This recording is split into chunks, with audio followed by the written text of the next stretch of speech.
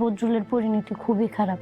তাই মনে হয় আল্লাহ সব আমার কেন দেখাইতেছে, এইসব দেখায় মনে হয় আমার মৃত্যুর দিকে নিতেছে। বদরুল? বদরুলে কই দেখলি? বদরুল তো কাতারে থাকার কথা। হ্যালো বন্ধুরা, আসসালামু আলাইকুম। আশা করি সবাই ভালো আছেন। আজকের ভিডিওতে আমরা আলোচনা করব বদসুরত 48। সবাই ভেবেছিল জামাল আর কোনোদিন স্বাভাবিক জীবনে ফিরতে পারবে না, কিন্তু এবার ঘটল সম্পূর্ণ উল্টো ঘটনা। পাগলা গার্ডে দীর্ঘদিন থাকার পর জামাল ফিরে এলেও সে আগের মতো দায়িত্বশীল মানুষ হয়ে উঠল না, বরং জীবনের প্রতি তার আগ্রহ কমে গেল। ব্যবসা, পরিবার, কোনো কিছুতেই মন বসল না। অন্যদিকে মায়া হাল ছাড়ল না। সে প্রতিদিন জামালকে সাহস দিত, তুমি আবার আগের মতো দাঁড়াতে পারবে। কিন্তু জামাল বলত, আমার আর কিছু করার শক্তি নেই।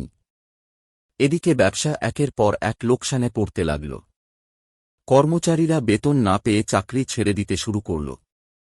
অনেকেই বলাবলি করল, জামাল আর আগের মানুষ নেই। এই সময় মায়া একটি বড় সিদ্ধান্ত নিল। সে নিজের গয়না বিক্রি করে ব্যবসার কিছু ঋণ শোধ করল।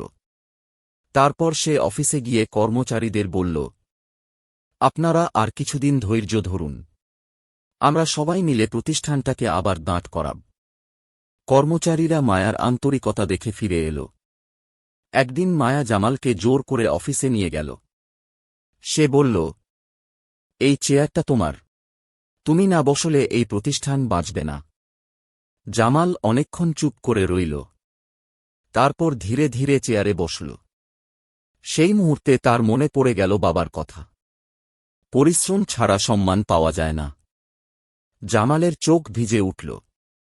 সে সিদ্ধান্ত নিল, এবার আবার নতুন করে শুরু করবে। পরদিন ভোরে অনেকদিন পর সে ফজরের নামাজ পড়ল। নামাজ শেষে আল্লাহর কাছে কান্না করে দোয়া করল, হে আল্লাহ, আমাকে আরেকটা সুযোগ দাও। সেদিন থেকেই জামালের জীবনে নতুন পরিবর্তন শুরু হল। সে প্রতিদিন অফিসে যেতে লাগল, কর্মচারীদের সঙ্গে কথা বলল, পুরনো দেনা শোধ করার পরিকল্পনা করল। ধীরে ধীরে ব্যবসা আবার ঘুরে দাঁড়াতে শুরু করল। একদিন মায়া হাসি মুখে বলল, দেখেছ, মানুষ চাইলে আবারও শুরু করতে পারে। জামাল উত্তর দিল, না, মানুষ একা পারে না।